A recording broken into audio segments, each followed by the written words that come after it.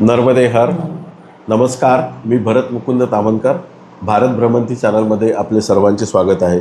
आज आपल्याकडे आले आहेत श्री प्रकाश पार्टे, जे पुणे येथे राहतात आणि त्यांनी 2024 ते 2025 या वर्षामध्ये माईची परिक्रमा 65 डेजमध्ये म्हणजे 65 दिवसात पूर्ण केले. आता ती कशी पूर्ण केली एवढ्या कमी दिवसात हे त्यांच्याकडनंच आपण जाणून घेऊया आणि त्यांच्या परिक्रमेच्या अनुभवाविषयी त्यांच्याशी आपण आज बोलणार आहोत. तर नमस्कार काका, तुमचं भारत भ्रमंती चॅनलवर स्वागत आहे. नर्मदे हर. नर्मदे. तर तुम्ही स्वतःचा थोडक्यात परिचय द्या प्रेक्षकांना. माझं नाव प्रकाश तुकाराम पार्टे. मी सार्वजनिक बांधकाम विद्युत विभागात 38 वर्ष शासकीय सेवा करून निवृत्त झालो आणि म्हणजे साईबाबांनी कृपादृष्टी केल्यामुळे 28 वर्ष झाली साईबाबांची पालखी चालू झाली. साईबाबां थ्रू, दत्त महाराजां थ्रू माझा नर्मदा मातेपर्यंत परिक्रमाचं प्रवास माहिती थोडक्यात प्रवास मी सांगतो. बरोबर. बऱ्याच लोकांचे मला फोन येत असतात, त्यांना नर्मदा माईची पूर्ण परिक्रमा करायची असते, परंतु पायी करणं त्यांना शक्य नसतं. तर त्यांच्यासाठी उत्तम असा पर्याय आहे की त्यांनी बसनी परिक्रमा करावी. आणि बसनी परिक्रमा करण्यासाठी उत्तम पर्याय आहे ठाण्यातील दोस्ती tours and travels he company. ठाण्यातील दोस्ती टूर्स अँड ट्रॅव्हल्स हे बसनी नर्मदा माईची शास्त्रोक्त पूर्ण परिक्रमा आयोजित करतात. निवासाची व भोजनाची अतिशय उत्तम व्यवस्था असते. ज्यांनी पण आत्तापर्यंत दोस्ती टूर्स अँड ट्रॅव्हल्सतर्फे परिक्रमा पूर्ण केली आहे माईची, त्यांच्याशी मी स्वतः बोललेलो आहे. त्यांचे अनुभव अतिशय चांगले आहेत. तर तुम्हीसुद्धा या सुविधेचा लाभ घेऊ शकता. त्यांचे फोन नंबर मी डिस्क्रिप्शनमध्ये देणार आहे, तसेच या व्हिडिओमध्ये पण देणार आहे. त्यांना फोन करून तुम्ही तुमच्या परिक्रमेबद्दल त्यांच्याशी बोलू शकता. तसेच ते इतरही सहली आयोजित करतात, त्यांची पण विस्तृत माहिती त्यांना तुम्ही फोन करून घेऊ शकता.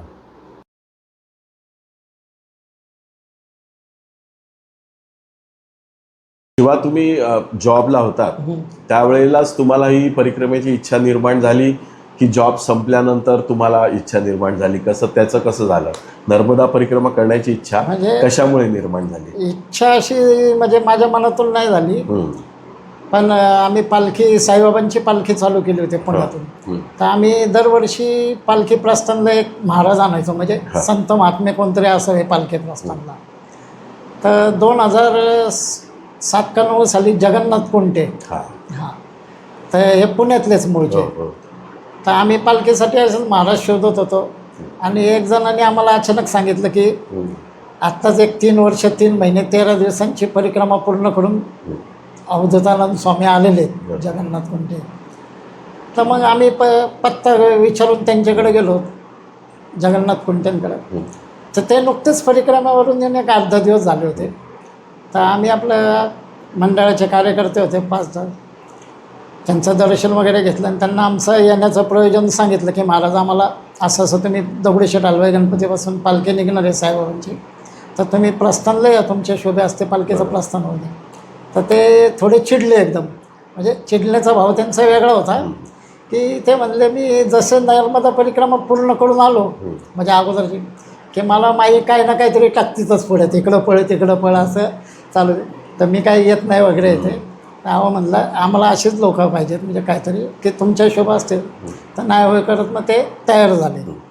आणि मग त्या वर्षीची पालखी श्री अवधूतानंद स्वामी जगन्नाथ कुंटे यांच्या शोभा असते दगडूशेठ हलव्यापासून पालखी हल्ली.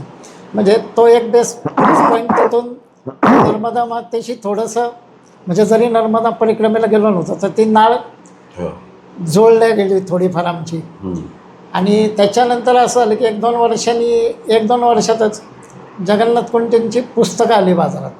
नर्मदे हर, तुमचं कालिंदी, अजून धुनी, आणि साधना मस्तक, असे 5. तर आम्ही असंच त्या गेलो होतो त्यांच्याकडं. तर ते बसले होते, तर त्यांनी मग ती 5 पुस्तकं सह्या करून दिली मला अशीच काय. तर तो एक परिक्रमेचा पहिला बेस, म्हणजे ते पुस्तकं वाचल्यानंतर आलं की आपण परिक्रमा करावी. पण असं काही म्हणजे शेवटी नर्मदा मातेचंच बोलावणं नव्हतं, मनात इच्छा प्रबळ चालू होती, पण योग जुळून येत नव्हता. आणि त्याच्यानंतर साईबाबांचं, दासगणू महाराजांचं नाव ऐकलं असेल की त्यांनी साईबाबा म्हणजे 65 संतांची चरित्र लिहिली. दासगणू गजानन महाराजांचं पण लिहिलं. हां, गजानन महाराजांचं लिहिलं. तर त्या दासगणू महाराजांनी माहेश्वर क्षेत्र नर्मदा काठी साईबाबांची स्तवन मंजिरी लिहिली. हां. तर त्या स्तवन मंजिरीमध्ये जी प्रार्थना आहे हो. तर ती मी तुम्हाला आता म्हणून दाखवतो थोडक्यात. हां.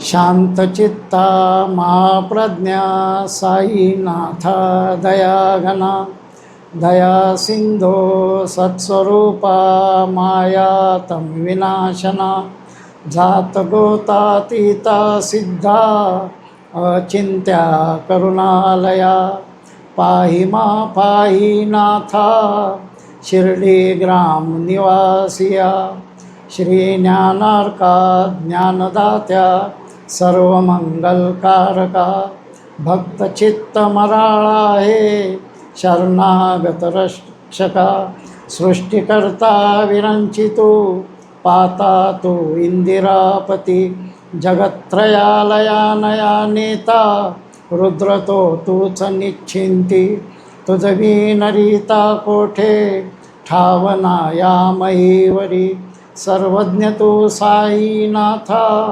सर्वांच्या हृदयांतरी क्षमा सर्वापराधांची करावी हेची मागणे आता. नर्मदे नर्मदे हर नर्मदे. तर ही जी प्रार्थना होती हो. तर ती ही प्रार्थना त्या स्तवन मंजिरी लिहिली दासगणू महाराजांनी. तर ते ही मी रोज की माहेश्वरी बुधवारच्या दिवशी लिहिली एकादशीला पूर्ण झाली ती. तर मी स्तवन मंजिरी पण वाचायचो, पण ही प्रार्थना रोज सकाळी उठलं की कळत न कळत गुणगुणल्या जाते ती याच्यातून. तर तो एक नर्मदा मातेचा साईबाबांच्या थ्रू थोडीशी लिंक लावली होती. हां. बरोबर. म्हणजे तुम्हाला जगन्नाथ कुंटेंची पुस्तकं हां शिवाय तुमच्या दासगणू महाराजांनी लिहिलेलं स्तवन मंजिरी साईबाबा ह्याच्यामुळे तुम्हाला परिक्रमा करण्याची प्रेरणा आणि झाली. अजून एक महत्त्वाचं असं घडलं हं. की माझे जे सद्गुरू आहेत विश्वात्मक ओम गुरुदेव जंगलीदास महाराज कोकमठाणा आश्रम आहे शिर्डीच्या तिथं. तर त्यांचं आत्मा मालिक ध्यान केंद्रावर सगळं चालतं ध्यानावरती. तर त्यांच्या सान्निध्यात मी आलो होतो ते. तर त्यांनी मला एक असा आदेश दिला होता की कुठेही तू जाताना म्हणजे देवदर्शन करायला येते यात्रेला तर एकटा जात नको जात जाऊ. म्हणजे तुझे पालखीचा ग्रुप आपला आत्मा मालिकचा ग्रुप की सोबत कोणतरी लोकांना घेऊन जात जा आणि त्यांना यात्रा घडवत जा. तर मग मी असं की मध्य प्रदेश आपलं इंदोर उज्जैन ओंकारेश्वर इकडं चारधाम म्हणजे भारत आपला दक्षिण भारत इथं असं सगळं फिरायचं होतं दर्शन. गिरनार माझा 11 वेळा झाला आहे गिरनारच्या इथे. ते फिरत असताना एक वर्ष आम्ही आमची फॅमिली असे 17 जण होतो आम्ही मध्य प्रदेशला गेलो होतो. तर ओंकारेश्वरचं दर्शन करून खाली आपण ममलेश्वरला येतो. तर ममलेश्वरला मी दर्शन करून बाहेर आलो असं आणि हेच बांधलेलं होतं डोक्याला कपनी पॅन्ट शर्ट व्हाईट होती. आणि ममलेश्वरमधून दर्शन करून बाहेर आलो आणि तेवढ्यात हातातमध्ये एक दंडक आणि कमंडोल घेतलेला मुलगाच होता. म्हणजे तो 30-32 वयाचा मुलगा होता आणि त्यांनी येऊन मला दर्शन घेतलं. बरोबर. आता मला ते म्हणजे तोपर्यंत मला माहीत नव्हतं एक कमंडोलो काय दंडक काय नर्मदा काय. तर मी त्याला म्हणलं बाबा माझ्या काय पाया पडतो तू काय. तर तो म्हणला तुम्हाला मिठी मारू द्या म्हणला पहिले. तर मी म्हणलं काय कशाबद्दल पण काय. तोपर्यंत आमच्या घरातले पण लोक दर्शन करून आलेच होते. तर म्हणलं का मला कशासाठी. तर तो म्हणलं की तुम्ही मला शूलपाणीच्या जंगलामध्ये 3 वेळा जेवायला दिलं मला तुम्ही. तर म्हणलं शक्य आहे का. मी अजून नर्मदा परिक्रमाच केलेली नाही मी. बरोबर. जिला मी बघितलेलंच नाही आहे. मी फक्त इथं ओंकारेश्वरला इथं आलो आता आणि माझ्या घरातले आहेत म्हणलं. बरोबर त्यांना विचार. तर मी त्याला विचारलं तुम्ही कुठले आहेत म्हणलं. तर तो म्हणला मी पुण्यातलाच आहे. तर पुण्यातलं त्यांचं आडनाव कुलकर्णी होतं. तर ते आपला मंडईचा गणपती बसतो ना तिथं पुजारी म्हणून काम करायचे. तर त्यांनी काय केलं लगेच घरी फोन लावला की बघा ना मी ह्यांनी मला 3 वेळा खायला दिलं आणि हे नाहीच म्हणतात. मी म्हणलं आता ते मग नंतर मी चिंतन केलं की कुठलं तरी मैयाने स्वरूप दाखवलं असेल. म्हणजे साक्षात मी तर नाहीच आहे तिथं. जी जागा मी बघितलेलंच नाही शूलपाणी जंगल. पण मैयाला माहिती होतं की ह्या पिरियडला मी इथं येणार आहे ह्यांची परिक्रमा संपणार आहे. तर ते आपलं ते स्वस्वरूपाचं दर्शन दिलं असेल तिथं. तर मी आपलं मग ते एक बेस झालं की आपण जे काही बघितलेलंच नाही तिथं असं कसं काय दर्शन होऊ शकतं. बरोबर. तर मग हे नर्मदा परिक्रमेचं त्यामुळे अजून जरा थोडी आवड हे झालं, म्हणजे ते मनात हृदयात कुठंतरी हा, रुजलं ते. रुजायला लागलं. बरोबर. आणि हे करत असताना अजून एक किस्सा असा घडला की आमचे गुरुबंधू होते. तर आता त्यांना माहीत होतं की मी यात्रेला लोक घेऊन जातोच पालखीतले ते. तर त्यांना नर्मदा परिक्रमा वाहनाने करायची होती. तर अचानक त्यांचा मला फोन आला सकाळी सकाळी. तर ते म्हणले, पार्टे काका की आपल्याला वाहनाने परिक्रमा करायची नर्मदा परिक्रमा, तर तुम्ही सोबत पाहिजे. आणि तुम्ही सोबत म्हणण्यापेक्षा 1 नंबरचं सीट मी तुमचं बुकच केलं असं समजा. तुम्ही काही मला कारणं द्यायची नाही की मी इकडं गेलो तिकडं गेलो. तर मी म्हणलं ठीक आहे, म्हणलं की आता तेवढी इच्छा झाली आहे ते 1 नंबर आपलं, म्हणलं की डावलून बरोबर हे नाही आहे. तर मग त्यांनी ते 1 नंबरचं सीट माझं बुक केलं. तर मग आमच्या एक मित्राला फोन केला, म्हटलं असं असं बाबा आमचे गुरुबंधू आहेत, तर वाहनाने परिक्रमा करायची आहे, तर येतो का तो? तर तो कॉर्पोरेशनला कामाला होता. तर तो म्हणला सध्या नाही जमणार. तर म्हणलं ठीक आहे, म्हणलं जाऊ दे आपलं ते, तर विषय का. आणि ज्या दिवशी परिक्रमेला निघायचो वाहनाने, की 12 वाजता आळंदीत बोलवलं होतं आम्हाला. डोंगरे महाराज होते, साखरे महाराजांचं होतं ते. तर त्यांच्या थ्रू ते आयोजन केलेलं होतं. 50 सीटरची स्लीपर कोच गाडी होती. तर नेमकं मी सकाळी निघताना त्या मित्राला परत फोन केला, म्हणजे ज्या दिवशी पुण्यात येणार मी. तर अरे म्हणलं मी परिक्रमेला चाललो आहे. तर तो कामावर होता ऑन ड्युटी. तर तो म्हणला मी पण येतो, म्हणजे आता इतक्या दिवस अगोदर विचारलं तर नाही. तर म्हणलं आता म्हणलं मलाही माहीत नाही, कारण मी दुसऱ्या थ्रू चाललो आहे, जागा खाली आहे का नाही. तर म्हणलं एक 10-15 मिनटांनी मी त्यांच्याशी कॉन्टॅक्ट करतो आणि मग सांगतो तुला, आपण जाऊ आपण परिक्रमा. तर मग मी त्या गुरुबंधूंना कॉन्टॅक्ट केला. मग ते म्हणले 5 मिनटं थांबा, मी सीट खाली आहे का कन्फर्म करतो. तर नेमकी 50 सीटरची 50 नंबरचं सीट एक खाली होतं शेवटचं. तर ते म्हणले आहे एक सीट खाली. मग त्यांना सांगितलं, मग त्याला म्हणलं घरी असेल तसे कपडे भर आपलं. मग मी पुण्यात जाईपर्यंत त्यांनी कपडे भरले, वाहनाने परिक्रमेला निघालो असं. बरोबर. त्या परिक्रमेत वाहनाने परिक्रमा करताना असं झालं की स्वामीनारायण मंदिर माहिती असेल आपल्याला, गुजरातला. माहिती आहे. तर पुण्यातलेच कोथरूडमधले नवरा बायको होते दोघं. तर त्यांची सासूबाई ती धुळ्यावरून आली होती परिक्रमेसाठी. तर ती आली असताना तिथं ती पण गाडीत होती, ते तिघं पुढं बसले होते. आणि स्वामीनारायण मंदिरात गेलो होतो. ते मंदिर नेमकं आम्ही बंद झालं होतं, म्हणजे दुपारचं 3 वाजता उघडणार होतं ते. तर तिथं बाजूला बघा बाहेर कॅन्टीन आहे असं तिथे. तर आम्ही सगळे तिथं थांबलो आणि म्हणलं आता काय असेल ते थोड्या वेळाने, म्हणलं कोणाला काय चहा पाणी करायचं आहे, नाश्ता करा. तर त्या ह्याच्यात थांबले होते. आणि आम्ही काय केलं, 4-5 जण लेडीजला घेतलं आणि 2-3 आम्ही आपलं म्हणलं बघू 2:30-3ला उतरणारे, 10-15 मिनटं राहिले म्हणून आम्ही पुढे गेलो मंदिराच्या गेटकडं. तर त्या पुजाऱ्यांनी सोडलं आम्हाला आतमध्ये तिथं. तर आम्ही आतमध्ये गेलो आणि इकडं जे ते पुण्यातले होते नवरा बायको आणि त्यांची सासूबाई, त्या अशा मागून येत होते. तर पुढं बघा असं कृष्णाची मूर्ती आहे पुढं आल्यावर. तर त्या माऊलींनी तिथं नमस्कार केला त्या मूर्तीला आणि तिथंच पडली ती. म्हणजे कुठलाही आरडाओरडा नाही, काही नाही, शांत, इतकं शांत चित्ताने देव सोडला तिने तिथं. बापरे. आणि आता आम्ही तर आतमध्ये गेलेलो तिकडं आणि हे काहीच आम्हाला माहीत नाही. तर 5-10 मिनटं तिथं काय झालं, त्यांनी त्यांचे दवाखाना आहे तिथंच. तर तिथं त्यांना दाखवलं त्या माऊलींना नेऊन. तर ते गेलेलेच होते जागेत एकदम कुठल्या घडलं. तरी पण त्यांनी एक प्रोसेस कशी सांगितली की हे तुम्ही यात्रेत येता तर तुम्ही सरकारी हॉस्पिटलला न्या, म्हणजे सर्टिफिकेट. मग त्यांनी ते तिथून त्यांची गाडी दिली आणि ते तिकडे पाठवलं. तेवढंच मला मग आमच्या गुरुबंधूंचा फोन आला, पार्ट्या कुठे तुम्ही या पड्डिशन बाहेर असत असं. तर मला काय वाटलं आमचीच यात्रेची गाडी निघाली आहे म्हणून बोलत आहेत, म्हणून मी आपलं थोडं टंगळवंगळ केली, म्हणजे आज सिच्युएशन माहिती नसल्यामुळे ना आतनं आलो उशीर. तर बाहेर आलो तर बघितलं तर 2 लोक इकडं बसली आहेत, लेडीज एका बाजूला बसले, सगळे पांगून आपलं असे सुटकी चेहरा केलं दुःख प्रसंग. तर मी विचारलं काय झालं. तर ते म्हणलं अहो ते माऊली गेल्या असं. म्हणलं कसं काय झालं. मग सांगितलं त्यांनी असं असं झालं.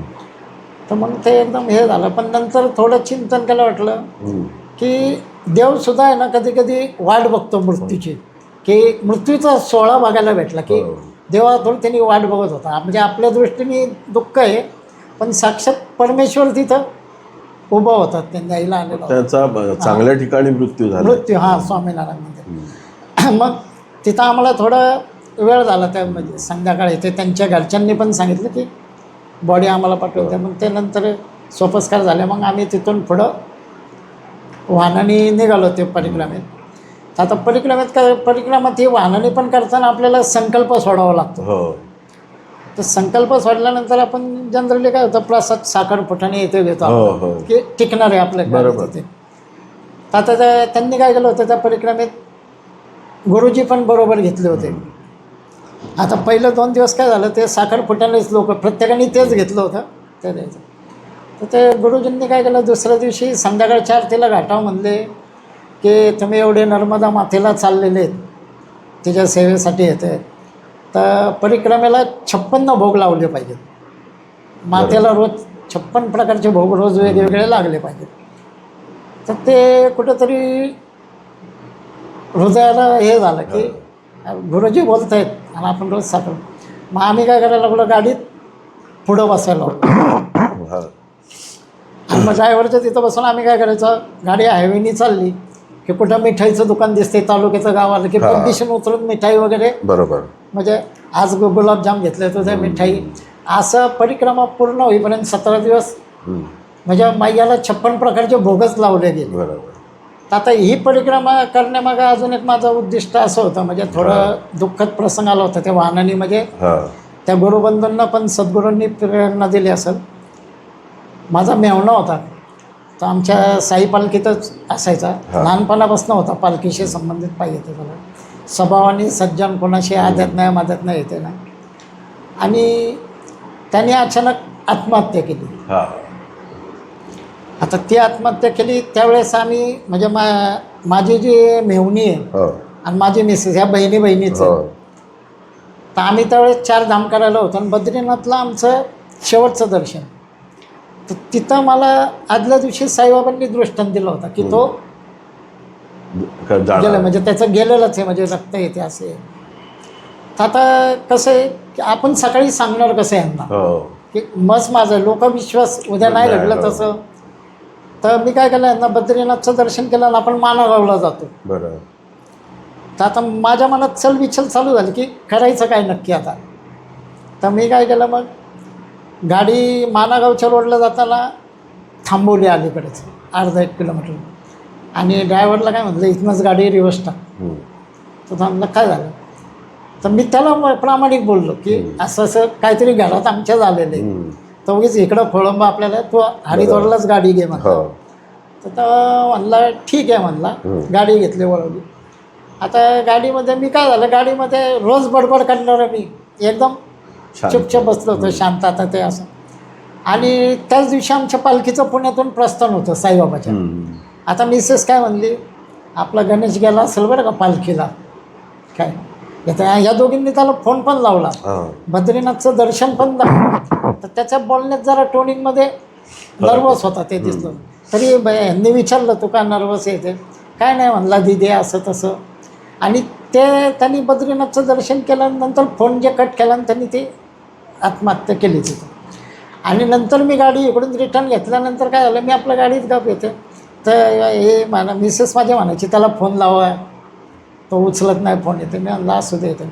आणि नंतर नेमकं आहे ना, मी ड्रायव्हरला जवळ जाऊन सांगितलं की कुठंतरी आहे ना ढाबा बिबा बघ, हॉटेल वगैरे, आणि पहिलं आपल्यामुळं दुसऱ्याला नको घ्या, पुन्हा ह्या लोकांच्या ह्याच्यात पोटात काहीतरी आणलं जाऊ दे, जेवण बिवून. तर नेमका एका हॉटेलपाशी त्यांनी गाडी ढाब्यापाशी थांबवायला, आणि रस्ताच क्रॉस करत होतो, गाडीत नव्हतं. नेमका आमच्या मिसेसला फोन आला की तो गेल्याचीच बातमी. तर आता ते काय झालं, रोडमध्येच मग तो गोंधळचं दुःख चालू झालं तिथंच. मग त्यामुळं आमच्या अजून जे यात्रेकरू होते ते एकदम त्यांचंही जेवणावरची वासना उडल्या, असा प्रसंग झाला. मग ते आम्ही तिथून निघालो आणि मग डायरेक्ट हरिद्वारवरून दिल्लीवरून विमानाने मुंबई. आता तो प्रसंग असा माझा म्हणजे झाल्यानंतर नुकतंच एक गुरुबंधूंचं 2 महिन्यांनी मला फोन आला की तुम्ही परिक्रमेला या नर्मदा. तर ह्या परिक्रमेला मी खास कशासाठी गेलो होतो की आपल्या धर्मामध्ये हिंदू संस्कृती एक सांगितलं की आत्महत्या केली तर तिला लवकर हे नाही भेटत मोक्ष, म्हणजे त्या जीवाला लवकर सुटका नसतो, सुटका आतोनात हे होतं. बरोबर. तर मी काय म्हटलं, ही नर्मदा माईच याची सुटका करू शकतो हो. ह्या युनिटनं. आता जे याला बरोबर. जरी स्वतःहून ओढवलंय, काय केलंय, तर नर्मदा माईच याची 100% सुटका करणार. हो. आणि नेमकं ते गुरुज बंधूंचा आल्यामुळं अजून माझा दृढ विश्वास वाढला गेला. म्हणून मी या वाहनाच्या परिक्रमेत सामील झालो होतो. बरोबर. तर हे सामील होण्यामागचं कारण ते होतं ॲक्च्युली. आणि मी रोज जे सकाळ संध्याकाळ आरती व्हायची पूजा किंवा घाटावर, तर माझा वैयक्तिक कुठलाच संकल्प नव्हता की त्या जीवाला गती दे. बरं. आपण आपल्या संस्कृतीत जे आहे की वाईट घडतं बाबा, त्याला मोक्ष लवकर भेटत नाही, आडकाठी बरोबर. येतात, तर त्याला त्यातनं मोकळा कर लवकर. हो. तर ती परिक्रमा 17 दिवसाची खास ती माझ्या मेवण्यासाठी होती, गणेश. म्हणजे ती मैयाने करून घेतली. तिथं माझा मीपणा नाही, काय नाही, पण ते एक एक सूत्र मैयाच नंतर करत गेली. तर ती 17 दिवसाची परिक्रमा अशी झाली. आता ह्या परिक्रमेत अजून एक असं झालं की आम्ही अमरकंटकला पोचलो होतो. तर कोळी नावाची एक महिला होती, आडनावाची, मुंबईचेच होते. तर त्यांचं वजन जवळजवळ 100 किलोच्या आसपास असेल. तर अमरकंटकला आपण खाली दुर्वास ऋषींची तपोभूमी आहे, हां. गुहा आहे मोठी, बरोबर. आणि दूधधारा म्हणून येते, हो. सोनभद्र राजांचं आहे. तर तो भाग अत्यंत खडतर आहे माझा, असा खाली दगडी दगडी आणि पायऱ्या रस्ता. आता बऱ्यापैकी पायऱ्या केल्यात, पण पूर्वी पायऱ्या कमी होत्या 17 साली. तर दगडी धोंड्याचंच जास्त होतं. तर त्या माई आहेत ना, वरतीच थांबले होत्या कठड्यावर, हां. आणि त्यांच्याबरोबर अजून एक होत्या थांबल्या होत्या. तर आम्हाला सवय काय होती, कुठेही यात्रेला गेलो परिक्रमेला, तर सगळ्या लोकांना जाऊन द्यायचं पुढं, आणि आपण मागून जायचं. म्हणजे कोण जर साल वगैरे कोणाची राहिली असेल बरोबर. तर त्याला गोड बोलून न्यायचं हो, आपलं बरोबर. त्याच्यासाठी. बरोबर. तर आम्ही मागून आपलं येत होतं. तर त्या ताई दोघी तिथं उभ्या होत्या. तर आम्ही म्हणलं, ताई तुम्ही गेल्या नाही का खाली? तर म्हणली, ते बघूनच मला चक्कर येते, माझं वजन एवढं वर चढवलं का नाही मला इथे. तर माझ्या मनात एक विचार आला, सहज आपला भोळा भाव असतो की देव तर सगळ्यांनाच दर्शनाला बोलवतो, आणि परत आपले विचार आडवे आले की आपण टाळतो ते. तर मी त्यांना म्हणलं, खरंच तुम्हाला दर्शन करायचं आहे का? म्हणजे अचानकपणे तोंडातून निघालं. तर म्हणलं यायचं आहे. तर म्हणलं मग चला. तोपर्यंत सगळी लोक पुढे गेली होती, अगोदरच गेली होती. तर मी त्यांना फक्त म्हणलं, माझा बोट पकडा, तुम्ही हात पकडा फक्त, आणि आता म्हणलं खाली वगैरे काय बघायचंच नाही. मी जो मंत्र म्हणाल, जप करल, तर तुम्ही म्हणायचं, आणि सुजच सोडायचं, खाली बघायचंच नाही, हात घट्ट. तर मी तिथं हरिओम बाबा, हरिओम साई हा नाम जप घेतला. तर अख्खे 50 परिक्रमावासी आमच्या पुढं होते, म्हणजे यात्रेकरू अर्ध्या रस्त्याच्या पुढं अगोदरच गेले होते ते. पण साईबाबांनी त्या नाम जपामध्ये त्या माऊलीला, नामाला, त्या आमच्या दोघं, आम्ही ते दूधधारा सोनभद्र करून ह्या लोकांना सगळ्यांना मागं टाकून दुर्वास ऋषींचंही दर्शन घेतलं व्यवस्थित खाली गुहेतून, आणि वरती पण सगळ्यात अगोदर आलो त्यांना घेऊन. आता वरती आल्यानंतर त्या माऊलीची हे झालं, म्हणजे न घडणारं दर्शन घडलं होतं तिला. कोणाची कृपा? तर साईबाबांची कृपा सगळी.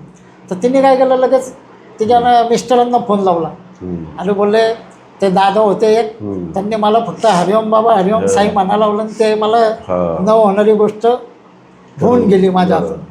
तर तिला इतका आनंद झाला. मग ती काय करायची, परिक्रमेत गाडीमध्ये कुठं चॉकलेट घेतलं, बिस्किट घेतलं, दादा तुम्ही घ्या, हे घ्या. तर हा जो काही भाव असतो ना, यात आपण काही करत नसतो, पण कळत न कळत आपली कुठंतरी पुण्याई असते, तर ते कर्म परमेश्वर मार्गी लावायचा प्रयत्न करतो. म्हणजे नर्मदा मायाचं मला वाहन परिक्रमेत हे अनुभवले होते. आता एक असंच अनुभव कसा आला, तर मला मी अगोदर सांगितलं होतं की त्या मैया माऊली आमच्या स्वामीनारायण मंदिरात देह ठेवला त्यांनी, शांत झाला त्यांचा. तर त्यानंतर गाडीत काय झालं, त्यांच्या तिथं 3 सीट खाली झाल्या होत्या. बरोबर. आता 3 सीट खाली झाल्या होत्या. तर मी माझ्या मित्राला 50ची भेटलं, मी मागं गेलो होतो माझं 1 नंबरचं सीट सोडून. कारण पुढचं काय, पुढं कोण बसेल, पुढं सगळेच बसेल त्याला असतं, मागं कोण नाही. तर मी मागे गेलो होतो. आता ह्या माऊली शांत झाल्यानंतर काय झालं, तिथं ज्या लेडीज बसत होत्या महिला मंडळ, ते घाबरले. त्या सीटवर बसेल, म्हणजे त्यांच्या खाली बसलेले स्लीपर कोचला येते, त्या आजूबाजूचे ना, आणि ते काय करायचे, सारख्या गप्पा मारायला आमच्याकडे, म्हणजे सत्संग करायला मागं जायचे. मी म्हणायचं काय नाही, बोलले बघा ना, त्या ताई गेल्या, आम्हाला पण हे होईना, आमचं मन चाललं इथूनच रिटर्न जावं. म्हणलं असं काय करू नका, बरोबर. आपल्याला परिक्रमा पूर्णच करायची वाहनाने असली तरी. तर मग असं बोलत आम्ही विमलेश्वरला मिरची चालायला गेलो होतो. तिथून काय लगेचच होतं त्याच दिवशी सकाळी. तर तोपर्यंत एक दोघींनी घरी फोन केले होते की आम्हाला परिक्रमा करायचीच नाही, इथं तुम्ही माझ्या मिस्टरांना इथे नातेवाईकांना बोलून घेतलं होतं. तर काय असं तिथं गेल्यावर कळलं. तर मग आम्ही काय केलं, त्यातलं काही लोकांना थांबवलं. पण एक माता ठाम होती की मी जाणारच. तिचे मिस्टर आले, ती तिथून रिटर्न गेली. मग त्या गाडीमध्ये काय झालं, त्या सीटवर मग मेन माझा मित्र त्या माऊलीच्या सीटवर बसलो. मग त्यात काय भ्यायचं वगैरे काय नाही, पण माणसाचा स्वभाव असा असतो ना की थोडी दुःखद घटना घडली की लगेच मनात येतं आपल्या. कशाला चाललोय ते मनात येतात, अशा गोष्टी घडतात ते. तर हे वाहन परिक्रमेतनं अजून मला नर्मदा परिक्रमेचं पाठबळ आहे. बरोबर. प्रेक्षकांना असं एक विनंती आहे की मला जरा सर्दी झालेली आहे, त्याच्यामुळे थोडा मध्येच खोकला येतोय, तर तुम्हाला थोडं डिस्टर्ब होईल, त्यासाठी मला माफ करा. तर तुम्ही ही जी मोठी परिक्रमा उचलायची होती, ती उचलायचं तुमचं कधी ठरलं आणि त्याच्यानंतर कसं कसं तुम्ही पुढे त्याचा प्रवास झाला? आता मी 2021ला रिटायर झालो शासकीय सेवेतून. आणि मला घरी छंद म्हणजे काय की धार्मिकच वाचन, टी व्हीवर बघायचं असेल तरी धार्मिक. तर यूट्यूबवर मी असं धार्मिक कार्यक्रमाचं नेहमी बघत असतो. तर ते बघत असताना नर्मदा परिक्रमेचंच बघत असायचो जास्त. ते बघता अचानक काय झालं की नर्मदा परिक्रमेमध्ये एक सियाराम बाप्पू म्हणून एक महाराज खूप मोठे संत होऊन गेले, आत्ता ते शांत झालेले. तर ते बघताना त्यांच्याकडं मला असं वाटायचं की नाही, आत्ताच परिक्रमेला निघायला पाहिजे, यांचं दर्शन तरी होईल मला काय. तर ह्या याच्यात मी महिना निघून गेला असेल की निघायचं मनात चाललं होतं की सियाराम बाप्पांसाठी जायचंच येते. पण माझी गंमत काय झाली होती, नुकतंच मुलाचं लग्न केलं होतं, नवीन सुनबाई आली होती घरात. तर आता या परिक्रमेचं कसं असतं की सगळ्यांची परवानगी घेतल्याशिवाय तर परिक्रमेला निघायचं नाही.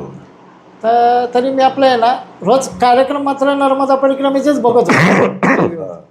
आणि ते बघता काय झालं, अचानक 2-3 दिवस अगोदर आहे ना तिथं त्या यूट्यूबला टी व्हीवर दाखवायला लागले की सियाराम बाप्पांची तब्येत बरी नाही आहे. तर मी म्हटलं नाही, परिक्रमेला आता तर निघायलाच पाहिजे कुठल्या परिस्थितीत काय. तर मग मी काय केलं, असं बघितलं म्हणजे मी कधी कुठे यात्रेला जाता नाही ना, असं कॅलेंडर इथे बघत नाही की तीर्थवार इथे अचानक निघायचं आपलं काय असेल तर. बरोबर. तर त्या दिवशी काय झालं, मला अचानक संध्याकाळी 7 वाजता आमची सुनबाई आली, तिने संध्याकाळी जेवण वगैरे दिलं. नेमका योगायोगाने मुलगाही घरात होता, मिसेस, म्हणजे सगळेच आमचे कुटुंब होतं. तर जेवताना मी अचानक सांगितलं की मी उद्या नर्मदा परिक्रमेला निघतोय. तर आता मग ते सुनबाई येथे लागले जरा रडायला, बाबा आता तुमचं एवढं सगळं तुम्ही सांगितलं लोकांनी की तुम्ही एवढं देव केलं, हे केलं, आता बस झालं, आता काय करायचं, पाहिजे तर गाडीने जा, आता ह्या वयात कशाला पायी परिक्रमा करता. नाही म्हणलं, मला पायीच करायची आहे. म्हणलं आता रिटायर झालं आहे, काय 5-6 महिने लागेल परिक्रमेला, करून येतो म्हणलं काय. तर मग माझ्या मिसेसला माझा स्वभाव माहिती असल्यामुळे ती काय म्हणले, बाबांना काय तू अडवू नको, काही त्यांना जायचं जाऊ. मग ते घरच्यांची परमिशन तिथं त्या दिवशीच रात्री घेतली. लगेच सकाळी बॅग भरायला घेतली मी कपडे. तर बॅग भरताना काय झालं, 10 तारखेला निघालो मी, 10 डिसेंबर. आणि बॅग आता परिक्रमेला जाताना म्हणजे पायी करताना मला एक अंदाज नव्हता म्हणजे की सोबत काय घ्यावं येते. म्हणजे परिक्रमेत मी बघत होतो ते यूट्यूबवर येते, पण तरीसुद्धा मी काय म्हणलं की आपण व्हाईट कपडे घालतो, रोज मळणार. तर मी काय केलं, पॅन्ट शर्टच्या हिशोबाने 6-7 माझ्याकडे नवीन पॅन्ट शर्टचे जोड होते. ते 6-7 पॅन्ट मस्तपैकी रात्रीच इस्त्री वगैरे कडक करून अगदी व्यवस्थित असं ठरलं. ती बॅग झाली का व्यवस्थित अशी. आणि नंतर मुलांनी काय केलं, सकाळी येताना फरसाण, बिस्किटचे पुडे, चॉकलेट, भाकरवडी, आणि ते कधी की बॅगेत भरलं ना, ती बॅग जवळजवळ 30 किलोची झाली मला, म्हणजे खांद्यावर पण घेता येईल.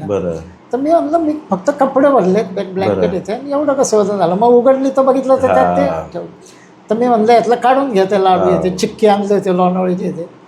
तर मिसेस म्हणली न्याच मुलगा, पण म्हणलं तुम्हाला पुढं कुठं तरी ते शिवपाणी जंगल लागतं तिकडं आदिवासी, आता तोही बघायचा ना घर, तर वाटायला येईल. म्हटलं आता पोरांनी आणल्या आवडीने तर चला. तर मी ते ओझं घेतलं बरोबर 25 आणि शिवाजीनगरला आलो, गाडीत बसलो, ओंकारेश्वर गाडी भेटली मला, गाडीतून ओंकारेश्वर. तर आता मला एक प्रॉब्लेम होता की परिक्रमेला मी निघताना माझ्या सद्गुरूंनी मला सांगितलं होतं की कुठलीही यात्रा करताना, देवदेव करताना बरोबर कोणतरी पाहिजे. बरोबर. तर आता ह्या परिक्रमेत असं झालं होतं की मी अगोदर महिना दीड महिना माझ्या मनाशी चाललं होतं. तर मी 2-4 जणांना माझ्या मित्रांनाही फोन केले होते तसे की यायचं का आपण परिक्रमेला चाललो आहे नर्मदा. तर त्यांनी ऐन वेळेला सांगितलं की नाही जमणार आहे, ते इतक्या म्हणजे प्रत्येकाचा प्रॉब्लेम असतो, सुट्ट्या एवढ्या मोठ्या आहेत. तर अशा ह्याच्यात त्यांचं राहिलं. आता मला तर सियाराम बाप्पांसाठी खास महाराजांसाठी जायचंच होतं, निघालोच होतं मी. तर आता मग मी काय केलं, मानस पूजेद्वारेच गाडीतून सद्गुरूंना आवाहन केलं. बरोबर. निघालो आहे मी आता, तर मला पुढं सारथी द्यायचं काम तुमचं. कारण आता जर मी एकटा गेलो तर तुम्हाला दोष लागेल, तर दोष लागला नाही पाहिजे की तुम्ही म्हणले कोणतरी बरोबर पाहिजे, तो बंदोबस्त तुम्ही करायचा कोण असेल तिथं. तर या भावनेने मी सगळे मानस पूजा सद्गुरूंच्या म्हणजे गाडीत बसलेच आपलं. तर आता संध्याकाळी आदल्या दिवशी 10 तारखेला मी 5ला बसलो होतो गाडीत आणि दुसऱ्या दिवशी 11 तारीख लागली होती, एकादशी होती त्याच दिवशी मोक्षदा. आणि नेमका गाडीत मी आपला मोबाईल उघडला तर नेमकं व्हॉट्सअपवर सियाराम बाप्पांनी देह शांत ठेवल्याची बातमी होती. तर ते मला एकदम असं शॉक बसल्यागत झालं की म्हणजे नर्मदा परिक्रमेपेक्षा पण मी असं सियाराम बाप्पांसाठी खास की ह्या महाराजांचं दर्शन म्हणजे तळमळ होती की ह्या महाराजांचं दर्शन. ते देह शांत ठेवलं. मला जरा गाडीत मी थोडं सुन्न झालं थोडं, पण परत म्हणलं जाऊ दे, आपल्या प्रारब्धात नसेल हे. थोड्यानंतर चिंतन केलं आणि ओंकारेश्वरला पोचलो. तर ओंकारेश्वरला गेल्यानंतर तिथं गजानन महाराजांचा आश्रम आहे. तर तिथं परिक्रमावासींसाठी 3 दिवसाची सोय होती.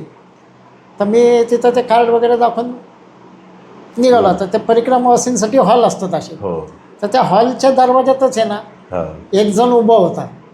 आता तो उभा होता, तर आता म्हणलं हा बाजूला सरळ. त्यांनी मला नर्मदेवर केलं, मी पण म्हणलं नर्मदेवर.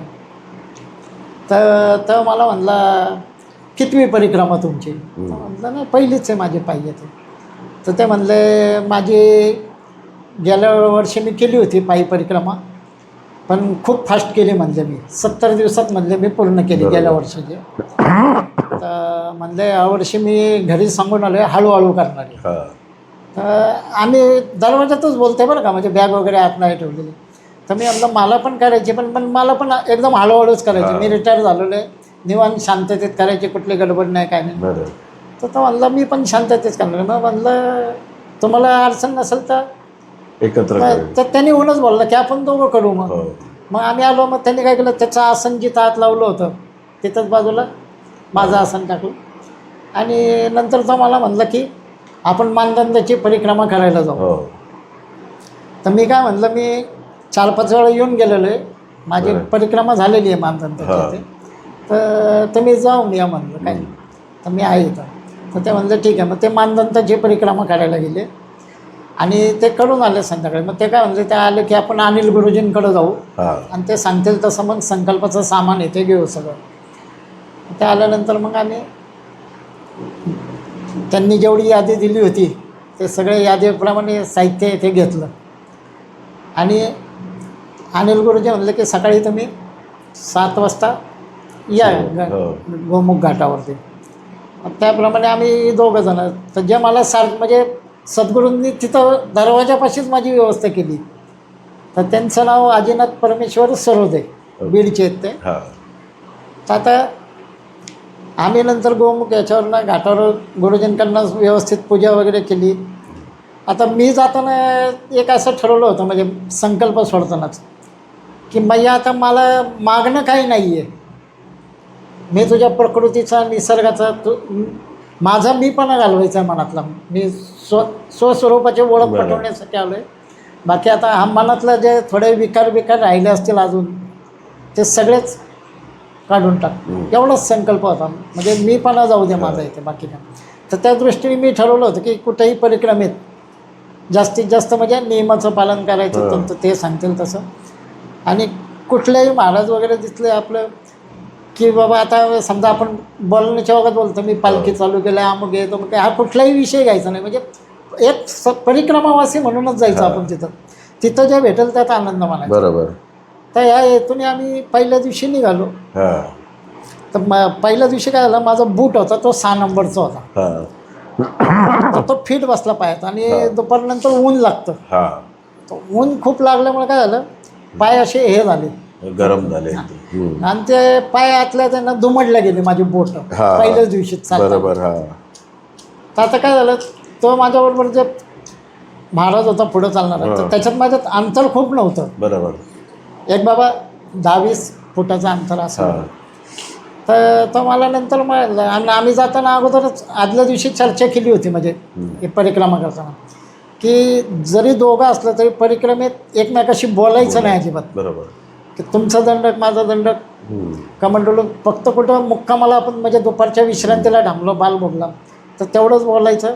घरगुती विषय नाही, सत्संगाबद्दलच. आणि बाकी आपल्याला कुठलेही अनुभव आत्ता जरी लगेच आल्या मय्याचे येतात, प्रत्येकाला रोज काही ना काहीतरी अनुभव मय्यात येत असतील, तर ते पण शेअर करायचे नाही, फक्त नामस्मरण ह्याच्यात चालायचं असं. तर आम्ही आदल्या दिवशी आमचे बोलणं झालं होतं. तर त्यामुळे आम्ही निघता आता ह्यांनी मला विचारलं तुमचा पाय दुखतोय का. तर म्हणलं हा पाय थोडं बूट मला जाम झालं. तरी पण त्या दिवशी आमचा पहिला मुक्काम कठारा गावात झाला, म्हणजे मोरटक्केचा पुढचा गाव. बरोबर. तर तिथं झाल्यानंतर तो दिवस आमचा पहिला गेला. सकाळी आम्ही परत निघाला. आता हे जे माझ्याबरोबर महाराज होते तर यांना मलाही म्हणजे ब्रह्ममुहूर्त उठायची सवय. त्यांना त्या गेल्या वर्षी फास्ट केल्यामुळे त्यांची ती सवय गेली नव्हती. ते 3:30लाच उठायचे, आंघोळ वगैरे करायची 4ला. 5ला मला म्हणायचे महाराज निघा. आता मला कसं आहे की मी तुला सारथी मानलं आहे, सद्गुरूंनी तुमची नेमणूक केली, त्यामुळे मी तुम्हाला काहीच बोलणार नव्हतो. तुम्ही तुमच्या मागं मी. आणि मला त्याचा एक फायदा कसा झाला की मला निशाण पण बघायला लागत नव्हतं किंवा कुठला बोर्ड कुठल्या रस्त्याला वळायचं ते पुढून मी त्यांच्या मागं फक्त दंडक लावून चाललं. तर आता दुसऱ्या दिवशी काय झालं, आम्ही दुपारच्या भोजनाला थांबलो असताना भोजन प्रसादीला नेमका गेल्या वर्षी ह्या महाराजांच्या परिक्रमेत एक जण होता भेटलेला, ते बुलढाण्याचे होते. ते तिथं भेटले यांना. तर आता त्यांनी माझी ओळख करून दिली की पहिल्यांदा चालत असं चाललं. तर त्यांनी मला तिथं बोलता बोलता स्पष्ट म्हणले की जेवण झाल्यानंतर की महाराज तुम्ही एक काम करा, तुम्ही पायी परिक्रमा करा, मग आपलं वाहनाने परिक्रमा करा, पायी करू नका तुम्ही परिक्रमा. माणूस हे बोलत असते नाही का आपले. ठीक आहे म्हणलं, मी काही जास्त त्याच्यावर काही बोललोच नाही. परत आता ते मग आम्ही काय झालं, दुसऱ्या दिवशी दोघांचे 3 जण झालो परिक्रमेत. आता संध्याकाळी परत मुक्कामाला थांबलो. तिथंही जेवण झाल्यानंतर त्या बुलढाण्याच्या महाराजांनी मला म्हणले महाराज तुम्ही बघा वाहनाने परिक्रमा करा, तुम्ही काय पायी परिक्रमा करा. तिथंही मी काय बोललो नाही, ठीक आहे. आता 3रा दिवस आमचा इथं होता रावेरला, भाजपरा. बरोबर. आता तिथं त्यांनी काय केलं, दुपारच्या जेवतानाच मला काय म्हणलं, माझा शाप खरा होतो बोलला, मी शाप देतो म्हणलं तुम्हाला की तुम्ही वाहनानेच परिक्रमा करा.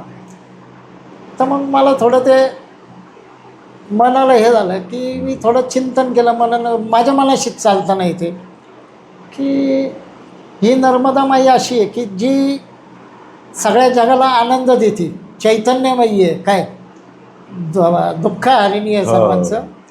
आणि मला इथं शाप बसतो म्हणजे नक्कीच माझ्या प्रारब्धात काहीतरी शापमुक्तीचं कारण नर्मदा माई ठरणार आहे. तर मी म्हणलं ठीक आहे म्हणलं, आपण याच्यावर आता काहीच बोलायचं नाही आपल्याकडं. तर आता संध्याकाळी नंतर काय झालं, तो परिक्रमावासी जो होता मला शाप दिलेला तो अचानकपणे आहे ना पुढं निघून गेला. म्हणजे तो पण तरुणच होता. आता आम्ही परत दोघंच होतो. 4थ्या दिवशी आम्ही तेली भट्ट्यांना गेलो. आता महाराजांत शांतच झाले होते सियाराम महाराज. तर तिथं गेल्यानंतर तिथं जे मला दर्शन झालं महाराजांचं, म्हणजे महाराजांनी जरी देह ठेवला होता शांत झाले होते, पण ते ज्या अवस्थेत तुम्ही त्यांचं यूट्यूबवर बघितलेलं असेल की सतत रामचरित मानस घेऊन असं वाचत असं. हां. तर तिथं आत गेल्यानंतर म्हणजे त्यांची ते समाधी खाली घाटावर केली होती, तिथून आम्ही परत तिथं आलो होतो दर्शनाला. गर्दी 5वाच दिवस होता त्यांनी देह शांत ठेवून गेल्यानंतर. तर एक क्षण आहे ना असं महाराज असे रामचंद्र माणूस वाचताना असताना असे हसमुख बघतायत आपल्याकडे, ते काय असं तुम्हाला म्हणजे हा एक ते दर्शन म्हणजे मनाला म्हणजे माझी जी तळमळ होती कुठं ते, तर ती एक सेकंद एक क्षणभर का होईना अशी ही जी दर्शनं होतात किंवा काय होतात तर हे तुम्हाला असं एक क्षणभर होतं, पण आनंद खूप हृदयाला भिडलेला असतो तो. तर तिथनं निघालो आणि त्या दिवशीचा जो मुक्काम झाला माझा, त्या मुक्कामात पाठे काय झालं की जे आपण म्हणतो की मैयाची एक दैवी शक्ती आहे, मैया स्वतःच बरोबर, आणि जे तिचं सूक्ष्म रूप आहे निर्गुण निराकार, तर त्या रूपात तिने ब्रह्ममुहूर्त मला आता, आणि हा माझ्याबरोबर जो सारथी तो पण माझ्यासोबत होता, पण आता त्याला ते दर्शन नाही झालं ते, पण तो माझ्यासोबत होता. तर नर्मदा माईनी स्वतः एक नाव अशी आली घाटावर, तिथंच त्या घाटावर पुढं बसवलेलं मला, बाजूला ते माझ्या महाराज, आणि ती कंप्लीट जलमार्गाने परिक्रमा सूक्ष्मरूपात मैयाने करून आणली, म्हणजे कंप्लीट जलमार्ग. आता ते जे दैवी शक्तीचं जे दर्शन होतं मला, जे परिक्रमा जलमार्गाने केले, त्यात असं झालं होतं की काही आश्रम, काही महाराज यांचं एक म्हणजे दर्शन, आणि एक ठिकाणी बोर्ड दिसला होता मला, म्हणजे आपण हायवेचा रस्ता आणि आपण बोर्ड लिहिलेला असतात ना की बाबा अहमदनगर शिर्डी रोडचा बॅनर, तर तिथं अमरकंटक म्हणून असा आडव्या रस्त्यावरती एक बोर्ड होता, आणि त्या रस्त्याने परत पुढे गेलो, आता हा असा आडवा होता आणि एक असा आडवा परत लागला असा उभा आहे, तर त्याच्यावर पण अमरकंटकचाच बोर्ड होता, आणि तिथून 27 किलोमीटर अमरकंटक दाखवत होतं. पण रस्त्याच्या पलीकडे जो मला शाप दिलेली महाराज होता तो त्या अमरकंटकच्या बोर्डपाशी उभा होता, कुठं मला जिथं स्वप्नामध्ये तिथं दृष्टांत पाहिजे तिथं, आणि तो पलीकडच्या बाजूला होता, म्हणजे ज्या बाजूला अमरकंटकला रस्ता जातो त्या बाजूला तो शाप देणार होता तिथं की तिथंच गाडी, आणि ह्या बाजूला मी उभं होतो ह्या कडेला रस्त्याच्या. तर तिथं मला मैयानी एक जण माझ्याकडे येतोय महाराज हे दृष्टांतात दाखवलं होतं. आता तिथून पुढचा माझा जो परिक्रमा होती ती वेगळ्या टप्प्याने होणार होती, म्हणजे हाय महाराज जाऊन जे पुढच्या महाराज एक एक मला भेटणार होते मैयाच्या कृपेने, तर तेच असं सांगतील तशी ती परिक्रमा माझी होणार होती. तर आता हे दृष्टांत दिल्यानंतर सकाळी मी उठलो आनंद माझ्या जोडी दृष्टांत तिकडे झाला सियाराम बापांच्या तिथं मुक्काम आला चौथ्या. तर ही जी मला सकाळी आहे ना, म्हणजे हा जो आनंद म्हणतो ना की हा शब्दात व्यक्त नाही करू शकत आपण, इतका हृदयातनं आतनं शरीरात तो भिनला होता. आता मला सकाळी आंघोळ वगैरे केली, आम्ही निघालो, पण ती कधी कधी काय होतं, ती शक्ती जी असते ना आपल्याला कधी कधी पेलवत सुद्धा नाही की त्याचा, कारण तो सूक्ष्मरूपाचा वायू वेग असतो, वेग येतो, ते कळणं आपल्या आकलण्याच्या पलीकडे असतं, कारण मैया वायुरूपिणी बी आहे, जलरूपिणी बी आहे, श्रुपिणी बी. तर त्या रूपात तिने ते दर्शन दिल्यामुळे मी सकाळी आतून आनंदित होतो पूर्ण, म्हणजे मनात. आणि निघाल्यानंतर मग मला असं झालं की आता कशाला परिक्रमा करायची आपण, परिक्रमा तर झाली, जे घडायचं ते घडलं, परिक्रमा कशाला करायची म्हणलं. आता कुठंतरी एखादं पुढं तालुक्याचं गाव भेटलं, एस.टी. पकडायची, पुण्याला जायचं, हे असं माझ्या मनात विचार आला की आता निघून जायचं. फार फार लोक काय म्हणतील की कसं काय आला 5 दिवसात, लोक काय म्हणतील बाबा तब्येत बिघडली असेल काय, ज्याचं त्याला, आपला अनुभव आपल्यापाशी. तर म्हणलं लोकांपाशी आपल्याला काही हेच नव्हतं, तर निघायचं असं असा विचार करत होता मी. तर निघालो होतो. पुढं बिडवाणी म्हणून गाव लागतं, बडवाणी, आणि त्याच्या अलीकडे आंबड म्हणून. तर तिथं जाताना तोपर्यंत माझ्या मनात विचार काय आला, जोपर्यंत तालुक्याचा गाव येत नाही, रोज आपलं मन चंचल असतं, लगेच विचार बदलतात क्षणात चालताना. मैयाचं नामस्मरण आहे ते चालूच होतं, पण त्या विचारात मी अंत मला मैयाने शाप दिलेला आहे, दृष्टांतात तो बोर्ड दाखवला आहे अमरकंटक, तो ज्याने शाप दिला तो महाराज दाखवला आहे, अजून एक भेटणारे दाखवलेत पुढं पुढं मला प्रत्येक टप्प्यात भेटणारे. आता मी जर इथून रिटर्न गेलो तर मग हे घडणं शक्य नाही आहे. म्हणजे परिक्रमा पायी पण पूर्ण करण्यासाठी पण मैयाने नियोजन असं पण केलेली आहे पूर्ण. आणि एक परत मनात विचार आला की ज्यावेळेस आम्ही ओंकारेश्वरला आलो होतो तिथं मला परिक्रमावासींनी मिठी मारली होती, दर्शन घेऊन म्हणलं होतं की शूलपाणी जंगलात तुम्ही 3 दिवस मला अन्न जर म्हणजे खायला वगैरे घातलं नेमका तुम्ही. तर हे नेमकं काय आहे योगायोगी? हे कुठली शक्ती आहे की एक आपल्या आकलनाच्या बाहेर कुठलं कार्य नसताना की आपल्याला साधं माहीत नसतं आपलं नियोजन कसं करायचं. कारण ही दैवी शक्ती अशी कशी की आपण पोचायच्या अगोदरच किंवा अगोदरच नियोजन पूर्ण करून हे मैया घेते. तर म्हणलं ना आपण पायी जायचंच म्हणलं. आता काय बस म्हणजे रिटर्न जायचा मी विचार म्हणतो 2 दिवसांनी कॅन्सल. काढून टाकलं. आता मग तिथून आम्ही बडवणी निघलो. आता हे जे माझ्याबरोबर महाराज होते, आता ह्यांचा एक आनंददायक म्हणजे आनंददायकच म्हणायचं त्याला की हे निघाल्यापासून मला म्हणलं होतं की आपण हळू चालायचं आहे. हो. पण रोजचं आमचं चालणं 30-40 किलोमीटर व्हायचं. आणि ते काय करायचं, सकाळच्या वेळेमध्ये फोन करायचे कोणाला तरी म्हणजे रस्त्यात. तर फोनवर आता मी मागच असायचो त्यांच्या. तर फोनवर ते बोलायचे की कधी कधी कानवायचं जवळच टेकून असलं की तुम्ही कुठे आहेत, आता मी इथं आहे. पण त्यांनी मला सांगितलं नाही की माझ्या ओळखीचे एक बाबा परिक्रमावासी पुढं आहे तिथे. तर मी पण आणला, आपण ज्या गावाला जायचंच नाही ते विचारायचं कशाला आपला, आपण त्यांचा आनंद घ्यायचा नाही, माझा आनंद मला कुठं बघायला लागत नाही, त्यांच्या मागं चालायचे. तर ते चालतं आम्ही चालत होतो आणि ते पळवत होते मला रोज. तर मला त्याचं कारण आहे ना परत 10-12 दिवसांनी कळलं. तर ते कारण असं कळलं की हे जे महाराज होते मला भेटलेले ते 1 तारखेला परिक्रमेला गेले. म्हणजे गेल्या वर्षी त्यांनी ज्यांच्याबरोबर परिक्रमा केली होती ते पोलीस पाटील होते तळेगावचे. तर त्यांनी हे दोघं एकत्र येणार होते 1 तारखेला. तर 1 तारखेपासून परिक्रमा उचलणार होते तिथून ओंकारेश्वरपासून. तर आता यांना काय झालं, जे माझ्याबरोबर महाराज होते त्यांचे कोणतरी नातेवाईक गेल्यामुळं ते 1 तारखेला गेले नाही त्या परिक्रमेला. आणि ते जे दुसरे होते ते पुढे गेले चालत. बरोबर. आता आमच्यामध्ये 15 दिवसाचं अंतर होतं. आम्ही 13 तारखेला चालू केलं म्हणजे 13 दिवसाचं अंतर होतं. तर आता ह्या महाराजांची घाई होती की ते 13 दिवस कव्हर करायचे. आणि मागच्या वेळेस फास्ट केल्यामुळे त्यांना सहज होता आणि मी आपलं त्यांच्या मागच दंड. आता काय मला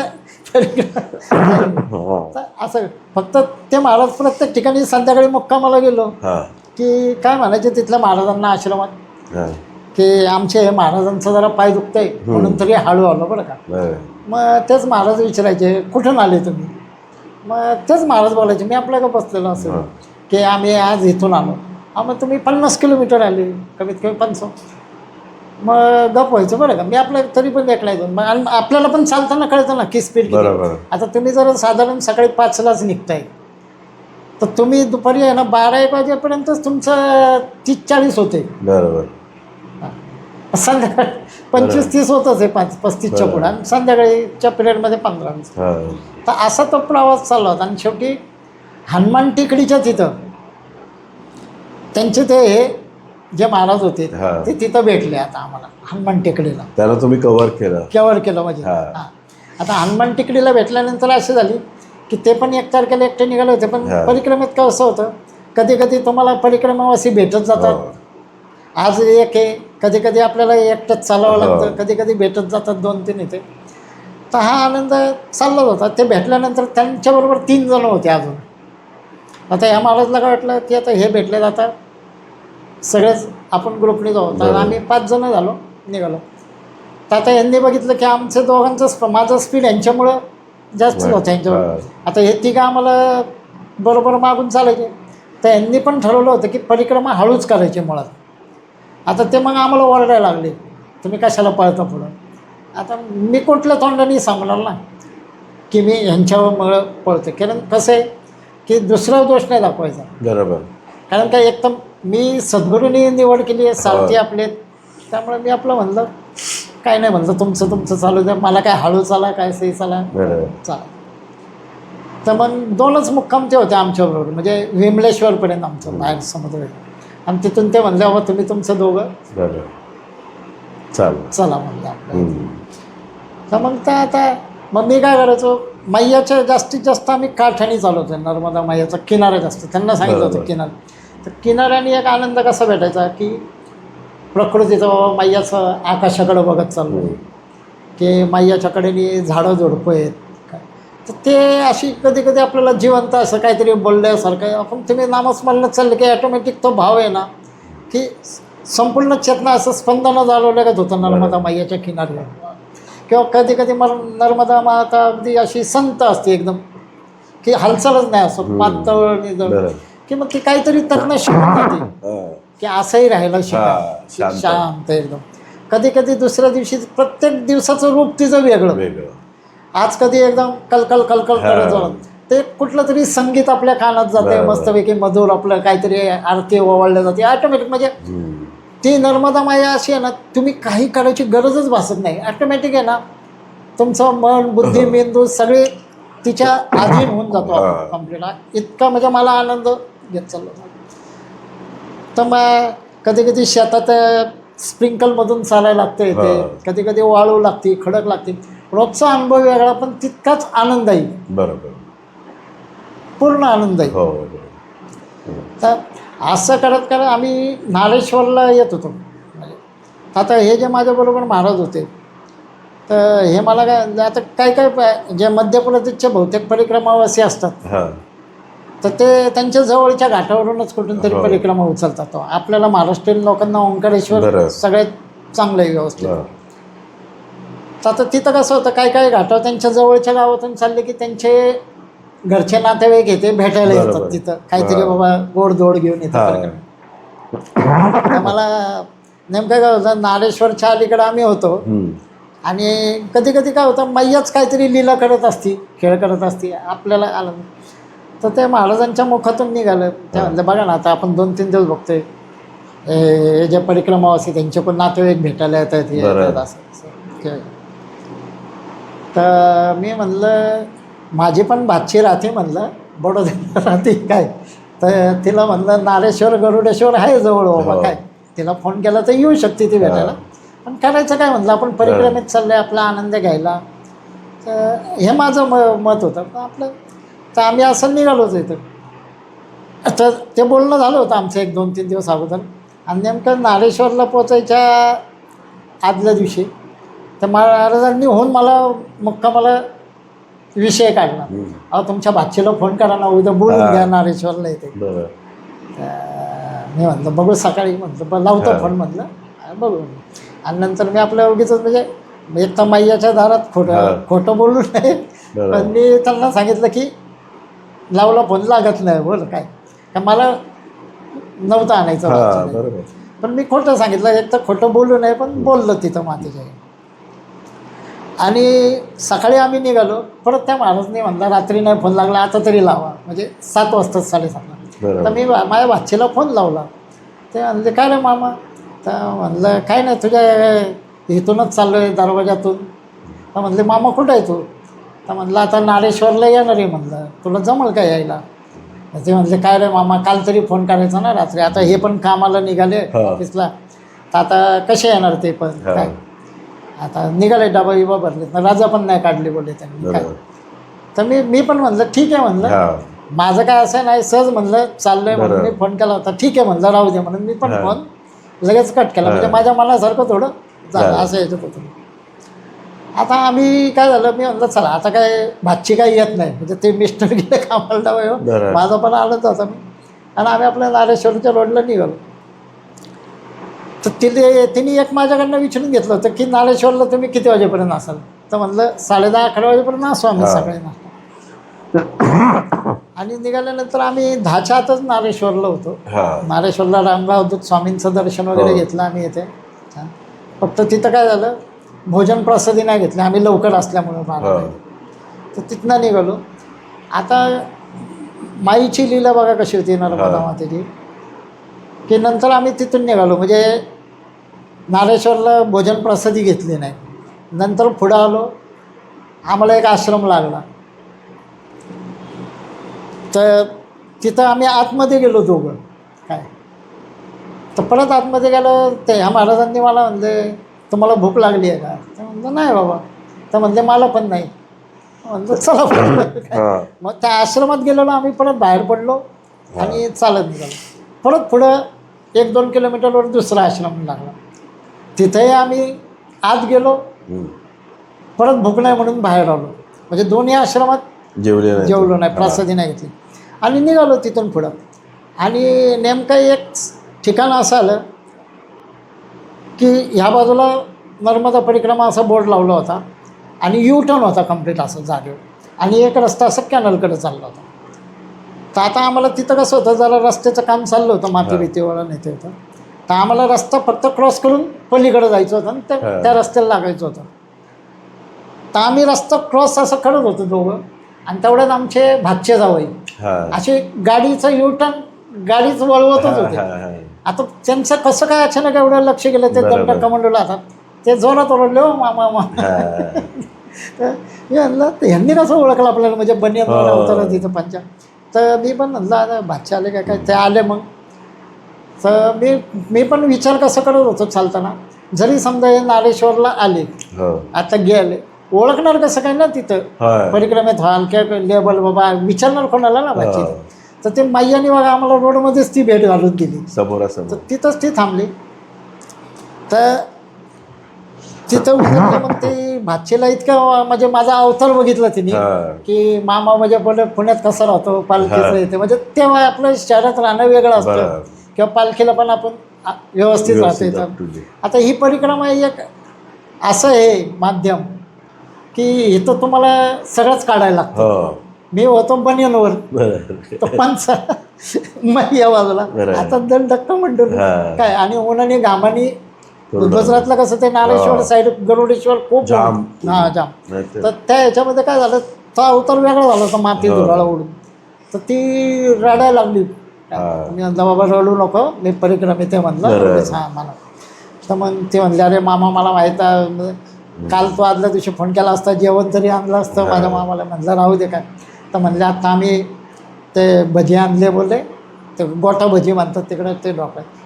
तर मग आम्ही तिने काय केलं, मामा म्हणले मामा तुझं कमंडलून दंडक देतो का हातामध्ये माझ्या काय. तर म्हणलं घे बाबा, तुझी 2 पावलं माईया जर तुला चालवत असं घेतो. तर मग ते आमचे जावयांना म्हणले तुम्ही गाडी चालवा, मी मामाबरोबर मला चालायचं किती 5 किलोमीटर जाऊन. मग ती दंडकमंडल घेऊन ती त्या कॅनलच्या गाडीने चालत राहिली. मग आम्ही काय केलं, एक झाड आलं.